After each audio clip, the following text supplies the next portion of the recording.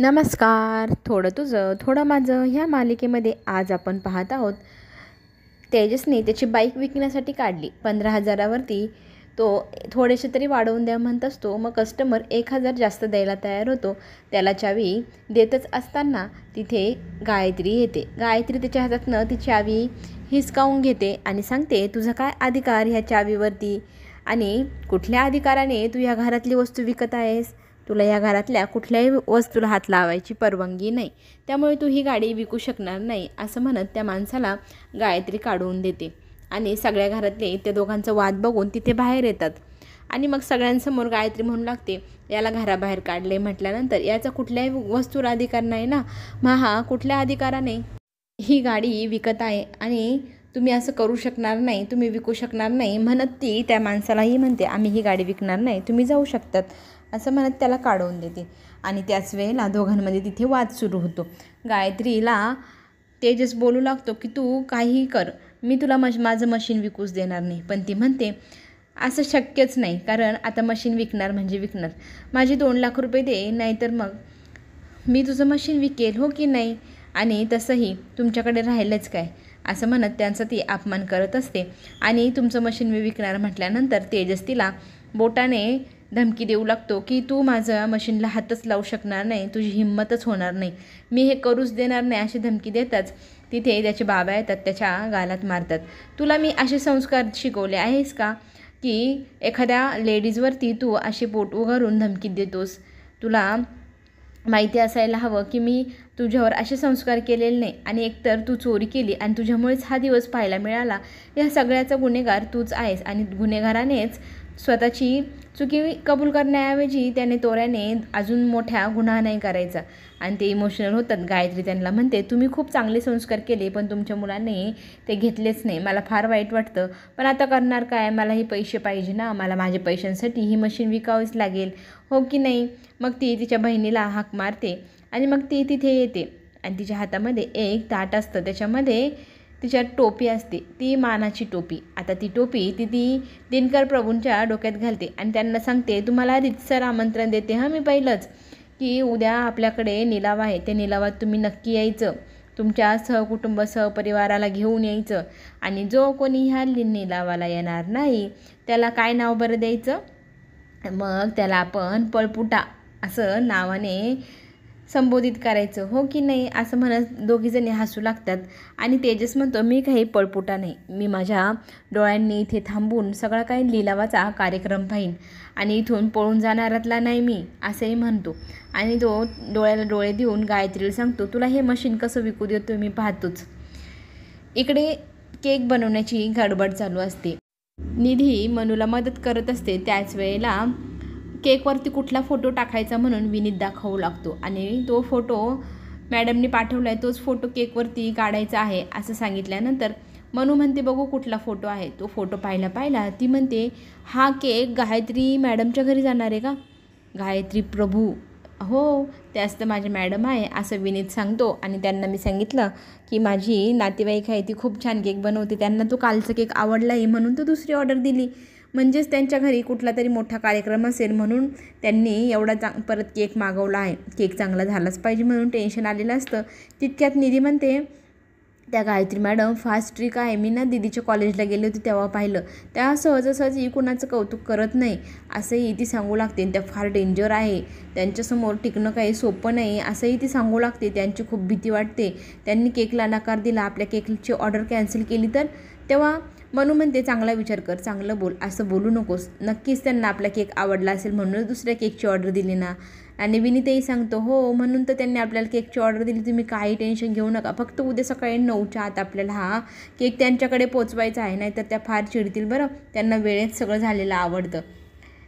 मनू म्हणते, आपण चांगला प्रयत्न करायचा, मग पुढे बघू, जे व्हायचं ते होईलच, आपण आपला केक चांगला बनवूया, असं म्हणत ती डोळ्यासमोर तेजसला इमॅजिन करू लागतो. आणि तेजस तिला म्हणत असतो, तू केक खूप सुंदर बनवते, तुझा केक खूप छान असतो, तू अजिबात टेन्शन घेऊ नको, फक्त लढ, आपली कामं करत राहा.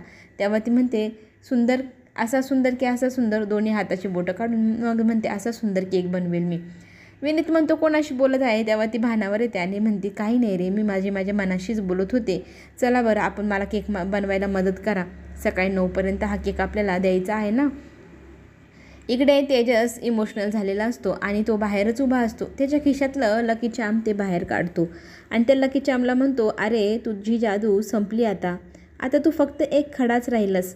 तुझ्या दगडाचा आता काही उपयोग होत नाही, तुझं लकी चार्म काही चालनसं झालं आहे बरं. असं म्हणत त्या दगडाशी तो बोलू लागतो आणि आज आपल्या मशीनला आपण वाचवू शकणार नाही हेही त्याला खंतच असते. तितक्यात तिथे आभा येते. आभा तिच्या भावाला म्हणते, बाबांनी तुला मारलं म्हणून वाईट वाटतं ना. तेव्हा तो म्हणतो, नाही मला आता सवय झाली आहे त्यांनी मारल्याची आणि ओरडण्याची, त्यात काय एवढं. ती म्हणते, खरं सांगू का, मला खूप वाईट वाटत आहे. मी ना तुझ्या वाढदिवसाला काहीतरी गिफ्ट घ्यायचं म्हणून पैसे जमवले होते, तर ते पैसे मी तुला देऊ का. मग ती पूर्ण डब्बा त्याच्यासमोर करते आणि म्हणते, फक्त आपलं मशीन वाचायला हवं, हे घर वाचायला हवं, नाहीतर वहिनी पैशासाठी हे घर, या घरातल्या वस्तू सगळं काही विकून टाकेल रे. आणि ह्या घरांशी तर आपली तत्त्व बांधली आहे. आपण लहानचं मोठं झालो आहे, आपल्या बाबांची किती तत्त्व, किती स्वप्न, आजोबांचं किती मोठं नाव होतं, ते सगळं काही जोडलेलं आहे या घराशी. म्हणून मी हे पैसे जमवले, ह्या पैशाने तरी आपलं मशीन वाचव रे, असं म्हणते आणि तिला मिठीत घेऊन तो रडू लागतो. तिथे मोठा भाऊ पण येतो. दोघंही तिथे येतात आणि मोठा भाऊ 2000 रुपये खिशातनं काढतो आणि तो म्हणतो, माझ्याकडे आत्ता तरी एवढेच पैसे आहे, या पैशांनाही तू त्या पैशांमध्ये जमा कर, म्हणजे आपलं मशीन वाचवायला आपल्याला काहीतरी मदत होईल ना, असं म्हणू लागतो. आणि त्याच्या हातात तो पैसे देऊ करतो. तेजस त्याचा हात पकडतो. त्याच वेळेला दुसरा भाऊ पण तिथे येतो. तोही 50 रुपये असं म्हणतो आणि मोठ्या भावांना वाटतं की हा 50 रुपये दारू पिण्यासाठी मागतोय. तो म्हणतो, अरे इथे मशीन वाचवण्यासाठी पैसे जमा होत आहे, त्याच्यातून पण तुला 50 रुपये पाहिजे का. तेव्हा तो म्हणतो, नाही रे दादा, माझ्याकडे 50 रुपये आहे, मी उद्या पिणार नाही, हे पैसे पण त्याच्यात घेता का, असं म्हणून मी विचारत आहे. त्याचं एवढं मोठं मन तो दाखवतो हे म्हटल्यावर सगळ्यांच्या डोळ्यात पाणी येतं आणि सगळेजण एकमेकांकडे पाहून रडू लागतात. त्याच वेळेला चौघा भावांचं बोलणंही ते सुगंधा ऐकते. सुगंधालाही खूप वाईट वाटत असतं की भाऊ सगळे तिघंजणं कसे एकमेकांना मदत करण्याचा प्रयत्न करत आहे, पण सगळ्यांच्या खिशात एकही रुपया नाही आणि मदत करण्याची इच्छा तर खूप आहे. म्हणून सगळेजण तिथे रडत असतात आणि एकमेकांना मिठी मारत असतात, एकमेकांना सांभाळून घेण्याचा प्रयत्न करत असतात. त्या चौघांचं प्रेम पाहून सुगंधालाही खरंच भरून येतं आणि ती त्यांच्याजवळ जाते आणि त्यांना म्हणते, आपण आता काहीही करू शकत नाही, आपण हारलोय, आपल्या मशीनला आपण वाचवू शकणार नाही आणि ह्या सगळ्या गोष्टीत तुमची चौघांची काहीही चूक नाही. आजोबांनी तो लेख लिहिला, त्याच्यामुळे तिचे वडील जेलमध्ये गेले, त्यामुळे आज ती एवढी चिडलेली आपल्यावरती सूड उगवत आहे. पण तुम्ही अजिबात काळजी करू नका, असेच एकमेकांसोबत कायम साथ देत सोबत राहा. आपण मशीन वाचवू शकलो नाही या गोष्टीचंही त्यांना फार वाईट वाटत असतं, पण मी नक्कीच काहीतरी उद्यापर्यंत करू शकेल असं मला विश्वास आहे, असं तो आईला सांगू लागतो. मी नक्की प्रयत्न करेल, काहीतरी करेल आणि आपलं मशीन, हे घर, काहीही मी विकू देणार नाही. तेव्हा तो म्हणतो, सध्या तरी घराचं राहू दे, मशीन तरी वाचवता येते का ते तरी पाहूया ना आपण. आपलं मशीनसोबत अण्णांचे किती स्वप्न आणि किती काय काय जोडले, तत्त्व जोडली आहे, ते तरी वाचवता येतं आहे का. म्हणून त्या चौघांनाही जमत नाही, ह्या गोष्टीचा वाईट वाटतं आणि ते चौघंही रडत असतात आईच्या मिठीमध्ये. इकडे सकाळी सकाळी तयारी होते ती केक घेऊन जाण्याची. पॅकिंग वगैरे सगळी व्यवस्थित झाली. प्लीज आता व्यवस्थित पकड, आपल्याला निघायला हवं, उशीर होतं आहे, 9च्या आत तिथे पोचायला हवं की नाही.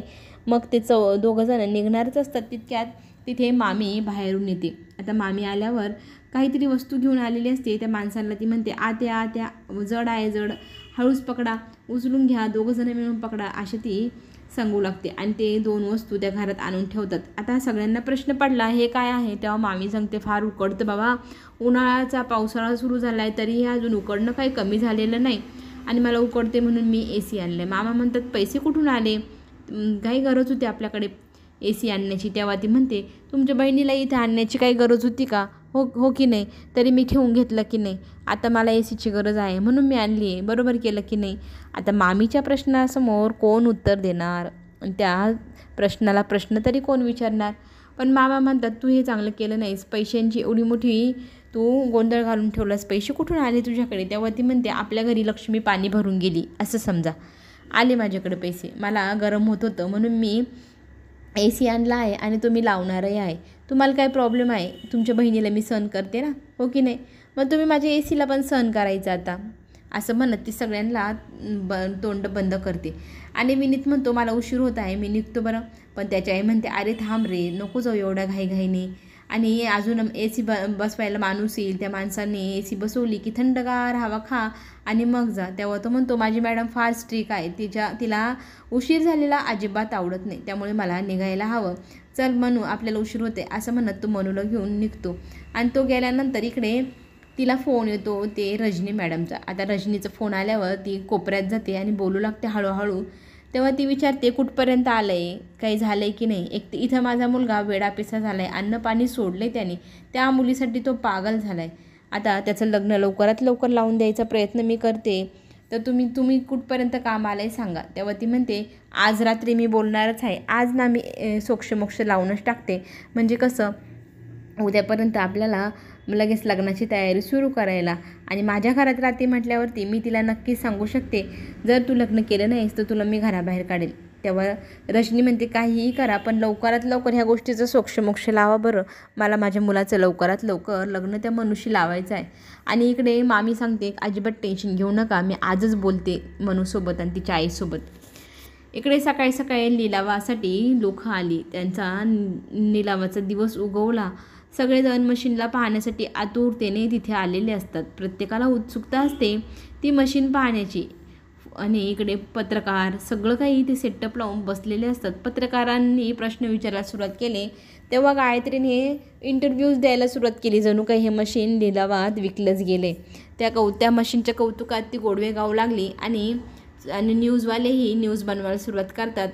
आणि तितक्यात तेजस त्यांना म्हणतो अजून मशीनचा लिलाव झालेला नाही, तुम्ही डायरेक्ट लिलाव झाल्याचं कसं काय सांगताय, असं म्हणत तो पत्रकारांना सवाल करू लागतो. तेव्हा गायत्री त्याला म्हणते लिलावाला काढले म्हणजे त्यांचा लिलाव तर होणारच, आणि लिलाव झाल्यासारखंच तर आहे, मग बोलल्याने काय झालं आहे. आणि ह्या मशीनचा जो काही इतिहास असेल तो तरी ह्या सगळ्यांना माहिती असेल की नाही, त्यांना विचार बरं. मग ती म्हणते खरं सांगू का, मला ह्या लिलावामध्ये तुमच्या सगळ्यांची पडलेली तोंड पाहून फार आनंद होतो आहे, एकदम मनापासून सांगते. तुमच्या सगळ्यांचे हारलेले चेहरे पाहून खूपच आनंद होतो आहे मला, असं म्हणत ती तिच्या बहिणीला म्हणते आता ह्या मशीनचं फेस रिव्हील करू. आणि त्याचा चेहरा सगळ्यांना दाखवल्यानंतर हेच ते ऐतिहासिक मशीन आणि स्वातंत्र्य वर्तमानपत्राचं हे सगळ्यात पहिलं मशीन, ज्याच्यातनं इतक्या मोठ्या मोठ्या न्यूज यायच्या. आता त्या मशीनला गंज लागला आहे, तो उरले ते लोखंड आणि तो लाकडाची तुकडे, असं काहीतरी ते मशीन. त्या मशीनचं कौतुक करताना गायत्री म्हणते खरं तर मला याचा इतिहास नीट वर्णनच करता येत नाही, जर कुणाला येत असेल तर करता का. आभाला ती विचारते आभा तू ह्या मशीनचा इतिहास सांगतेस का. जाऊ दे, तुला नाही सांगता येणार ना आता. ती रडायला लागते. आणि ती मग सगळ्यात शेवटी तेजसला म्हणते ह्या सगळ्या मशीनचा जो काही प्रवास असेल तो तुझ्यापेक्षा जास्त कोणाला माहीत नाही, तू सगळ्यांना सांगशील का याचा इतिहास, असं म्हणू लागते. आणि तो रागारागाने पाहतो. तितक्यात मनू म्हणते मी सांगू का ह्या मशीनचा इतिहास, मला सगळा पाठ आहे, मला माहिती आहे या मशीनचा इतिहास, असं म्हणत ती तिथे हात वरती करते. आणि मॅडम मी सांगते हां या मशीनचा इतिहास. तेव्हा तिचा आवाज ऐकून तेजसला लक्षात येतं की ही आपली लकी चाम आहे, इथे कशी काय आली आहे, म्हणून त्याला प्रश्न पडला. आणि पुढे काय होणार, पुढे आपल्याला असं पाहायला मिळणार की मामी तिला म्हणते की तू लग्न करायला तयार हो, ती नाही म्हणते रणजितसोबत लग्न अजिबात करणार नाही. तेव्हा मामी म्हणते मग माझ्या घरात तुम्ही राहायचंच नाही, कुठला मोठा असा तुला राजकुमार येणार आणि तुला लग्न करून घेऊन जाणार, मीही पाहते, असं म्हणत तिला घराबाहेर काढू लागते. पुढे जे काय होईल ते पाहणं रंजक ठरणार, ते पाहण्यासाठी आपण चॅनलला नक्की सबस्क्राईब करा. नवनवीन व्हिडिओ तुमच्यापर्यंत लवकरात लवकर पोहोचतीलच. चला तर मग पुन्हा भेटू, धन्यवाद.